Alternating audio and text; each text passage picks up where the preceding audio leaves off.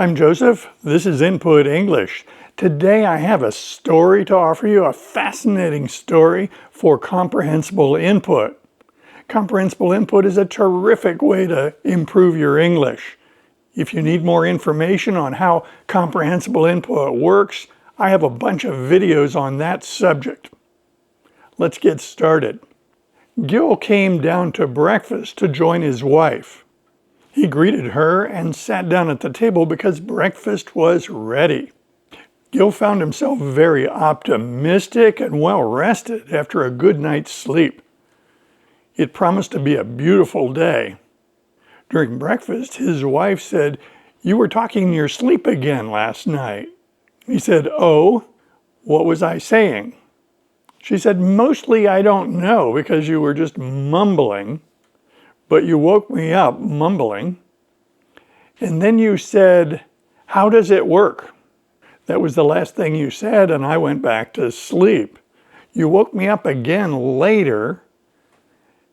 And he interrupted and said, "I'm sorry." She said, "It doesn't matter. I go back to sleep very easily. But you woke me up a second time, and again you were mumbling, but you said, 'I can't control it.'" Then she went on and explained that this time, by the moonlight, she could see that he was sitting up in bed, and she thinks his eyes were open. She said, "After you said that, you just laid back down and went back to sleep. But I could have sworn your eyes were open." Gil gave a nondescript response to his wife at this revelation. He simply said, "How odd." Now, Gil has been having very vivid dreams for a couple of months. They seem to go back to the time when he accepted the amulet. Ever since then, he's been having very vivid dreams, and mostly he can remember them. He decided to stop by the office of Dr. Mott on the way to the store. He figured that since Dr. Mott is an early riser, he could catch him at the beginning of his office hours and talk about these dreams, perhaps. He did just that. He walked to Dr. Mott's office, and once inside, he told Dr. Mott's assistant that he'd like to have a word with him. He wasn't sick. He just wanted to have a word with an old friend. She nodded, indicating that she knew what he was talking about, and ushered him into Dr. Mott's office. In a moment, Dr. Mott showed up and greeted Gil warmly. He sat down at his desk and said, "What do you have on your mind? What can I do for you today?" Gil said, "Well, I'm not sick, and I'm not sure you can do anything for me, but I just have been having these very vivid dreams, and last night I was talking in my sleep. I was hoping you might give me some insight what they mean." Dr. Mott said, "Well, people have been talking about dreams for centuries. Nobody has a really good theory as to what they mean." Gil said, "I figured that's what you would say." Dr. Mott went on, "Well, there's actually more to it than that. Let's think through this. When we go to sleep, our heart does not stop. Our breathing does not stop. Our digestion does not stop. Our kidney function does not stop. So why would we think that our brain function would stop?" Gil said, "You have a good point there." Dr. Mott said, "I just see the brain as an organ that continues to work like the other organs while we're sleeping. But I do have a framework that I use to understand dreams. It's not perfect, and I don't call it absolute truth, but it gives me a little bit better understanding so that I can go on with life." Now, Gil was intrigued. What is this mysterious model of what a dream means? Gil said, "Tell me more." Dr. Mott said, "Well, first of all, I read an essay by an Englishman named De Quincey, and he talked about the unconscious mind. That is something going on below the surface, something that we can't really control.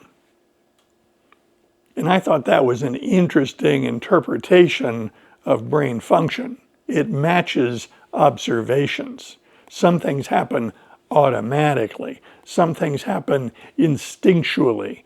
Some things happen intuitively. So that works for me. He went on. He said, the way I look at dreams, as imperfect as this understanding may be, I assume that they are related to things you're thinking about, particularly anxieties, things that you're nervous about, things that are bothering you. But be careful with that understanding of dreams, because the dream that you dream may not be literally what you're worried about. Gil said, oh, that makes sense. That's a great way to look at this. With that, he sprang out of his chair, thanked Dr. Mott profusely, shook his hand, and dashed off to the office. It was as if his problem was solved. The rest of the day was uneventful. He did his work, things went well, and days passed without anything unusual happening. Several days later, he and his wife went to bed at the usual time, and he quickly found himself asleep and dreaming. In a short while, he found himself walking through the streets of Salem on the way to the park where he had met Nicholas.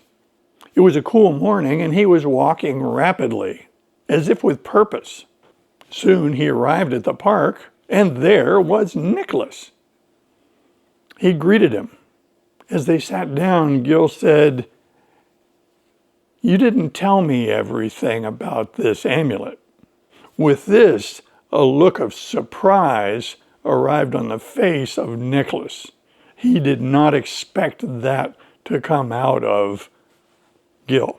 He paused and studied Gil carefully.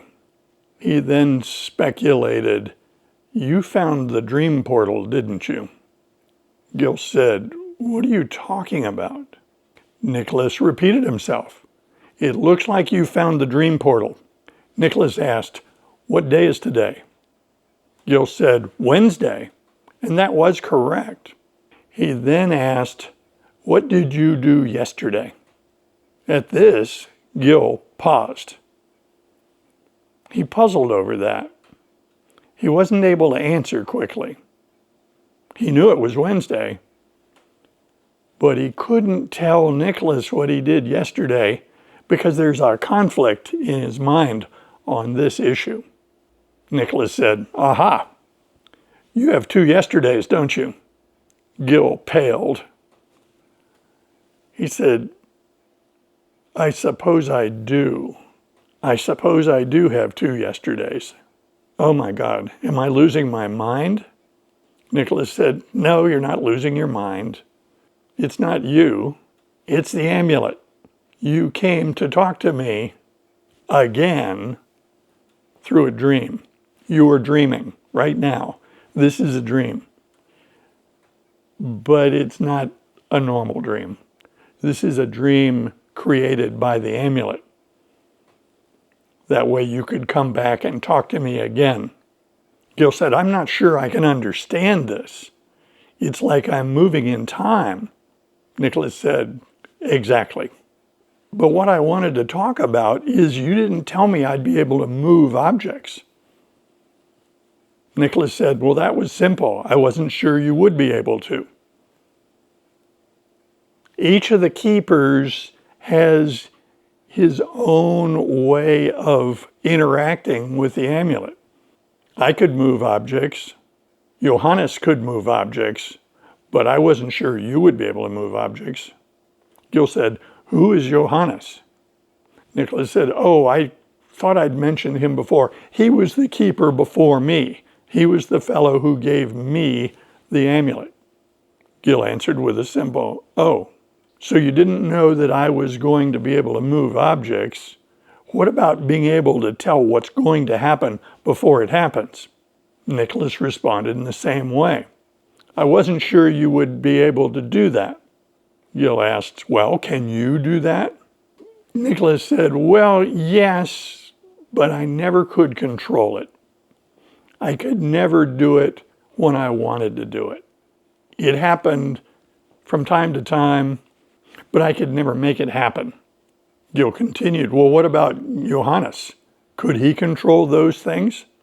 Nicholas said, "No, it nearly drove him mad. Johannes was a German. He was very conscious of controlling things. He wanted things just so. And these two abilities that he had that he couldn't control nearly drove him mad. He spent his whole life trying to control them. He told me he was happy to give up the amulet so that he could quit worrying about controlling these two abilities." Gil went back to this dream portal and tried to get more information about this. This he really didn't understand. To his questions, Nicholas said, "I don't really understand it myself. What I observe is that sometimes when I dream, the dream becomes so vivid that it seems real to me, and I do things in the dream, and afterward I can remember doing those things. This is where I got that sensation of having two yesterdays. I had the yesterday just before the dream, and then I had the yesterday just before the place I arrived. In both the dream and my memory, I am me. I don't run into myself, I'm just myself. I'm the same person in both the dream and my memory of what actually happened." Gilbert was very intrigued with this, and he said, "Go on, what happens after that?" Nicholas said, "Well, really nothing. Over time, the memories just meld together and they become a little hard to tell apart. You know how memories fade. Well, that's kind of what happens to these. But I knew that when you talked the way you did when we met this morning, that you had two yesterdays." Gil said, "Well, it's a funny way to describe it, but that's exactly the sensation I have. It's as good a way as any to describe what I'm feeling." Gil asked, "Do you have any more advice to me that I might be able to use going forward now that we've talked about these things?" Nicholas said, "No, I don't have any advice. You're discovering every day, just like the rest of us in life. You're discovering things one day at a time, and things will unfold. You're going to do the best you can." With that, Nicholas stopped and looked carefully at Gil and said, "Have you saved a life yet?" Now with that, Gil was quite shocked. How would he know? How would he know? He answered with a simple, "Yes, I suppose so. I stopped a lady from walking long enough that when the tree limb fell, she was not killed by it." Nicholas smiled knowingly. He said, "That won't be the last time." With that, Gilbert rose, thanked Nicholas, shook his hand, and walked down the street. On arising, Gil felt great. He went down to breakfast with his wife, and he asked her if he had disturbed her sleep by talking. She said no. He smiled approvingly. During the rest of the day, he thought to himself how fascinating this is that he found the dream portal, but for the life of him, he couldn't really understand what it represented or why it existed.